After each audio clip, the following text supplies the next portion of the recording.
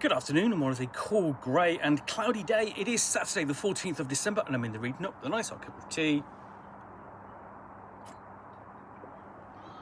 And the third of 3 parcels to unbox, which arrived this morning, so it's been quite a busy day with the parcels. This one has come from Lulu. I can tell that because it says Lulu on the packaging. So what I'm going to do is just do a general unboxing of the book. I'm not going to talk about what's in the box and just give you some idea of what I might be looking at in the next few months. So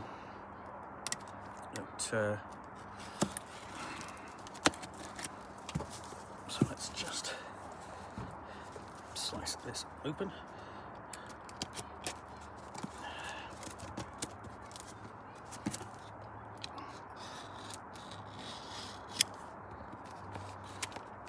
Just need to pull the invoice out so I'm not sliding the knife through it, which I kind of find a little bit irksome, I have to be honest. Putting the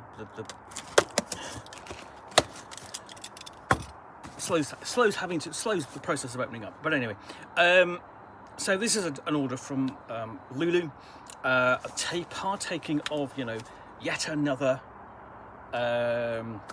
Black Friday sale. Some rather nice paper packaging there. So the first thing got is a copy of Scarred for Life. This is Volume 3, Pop Culture in the Shadow of the Bomb, by Stephen Brotherstone and Dave Lawrence. Essentially, comprehensive evaluates an era's bullet points of terror, making anyone reading wonder how we ever made it adulthood a must-have, growing up on the dark side of the decade.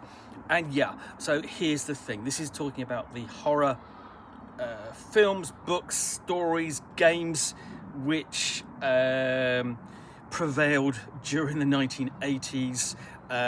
This is the infamous shot of the traffic warden taken from the front cover of the Radio Times. Radio Times in the UK, if you've not seen it, is a magazine which gives weekly listings of what's going to be on television. And back in the 1980s, there were 2 choices you could get: Radio Times, which was done by the BBC, held in much more higher regard than it is now, and then TV Times, which did for independent television, and you only had 4 channels plus the radio stations anyway. So BBC One, BBC Two, ITV, and then Channel 4. So this is sort of early 80s. And this is the figure that appeared on the cover of the Radio Times, 1984, for the film Threads, which is obviously enjoying its 40th anniversary this year, which showed what nuclear war actually would be like if it happened. And essentially a bomb would be in the story dropped over Sheffield, and essentially chaos and horror ensued. But anyway, and it's also we've got Freddy Krueger from the Nightmare on Elm Street, and so on, and other sources. And there's 3 volumes of this, really looking at the media that we enjoyed and consumed growing up as children and teenagers, because I grew up in the late 70s to early 80s. I was actually literally just turned. I became a teenager in 1980, and this is looking back on some of those aspects. And there is going to be some gaming content in here as well, but there's some much longer essays. There's less of the kind of bullet point sort of like references than the previous issues. They're worth getting. But yeah, so there's in fact actually 2 copies in here.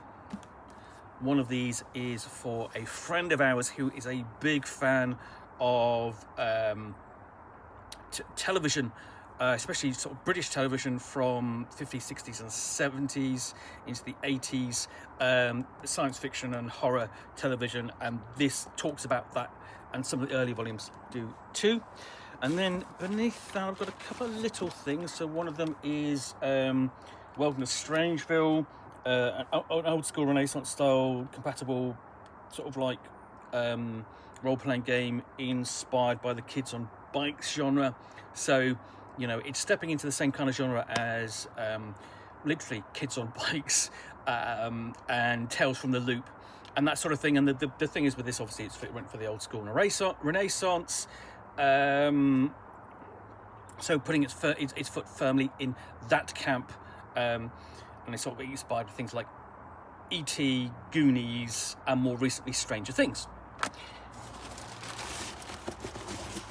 And then the other thing is a copy of Fantastic Medieval Campaigns. We're meaning to get a copy of this for a while.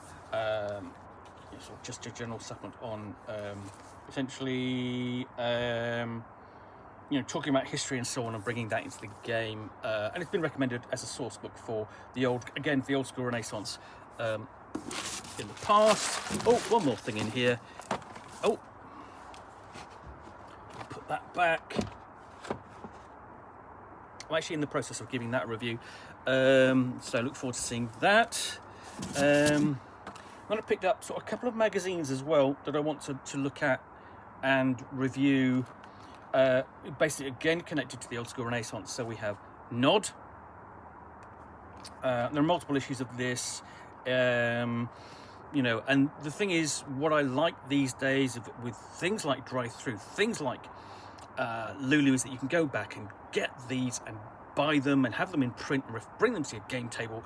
You know, even though they were printed they came out years ago. And then we also have Fight On, another classic old school Renaissance magazine, and I want to have a look at this again, and I basically start actually reviewing all of these, both of these, part of the essentially magazine madness strand that I do, because most of the time I've been looking at a magazine called Senate, which is all about board games, and I want to readjust the balance a little bit. So yeah. Anyway, that's everything that I got from Lulu.com in the Black Friday sale. I'm quite pleased with this. Lots of interesting things to look at and review and talk about. So I hope that you will have a look at those when they appear. Anyway, thanks again for watching another unboxing in the Nook. If you enjoyed this, then please do click on the like button down below. And of course, if you've got any comments or feedback, I do appreciate you taking the time to post that. And lastly, if you want to be able to get more unboxings in the Nook, where you will see me out here with a box containing a book or game role-playing supplement, which I will unbox and chat about to the best extent of my knowledge for roughly 10 minutes or so, all of course accompanied by a nice hot cup of tea, then please do click on the subscribe button down below. Thanks again for watching another unboxing in the Nook, and we'll be back again soon with another one. Bye for now.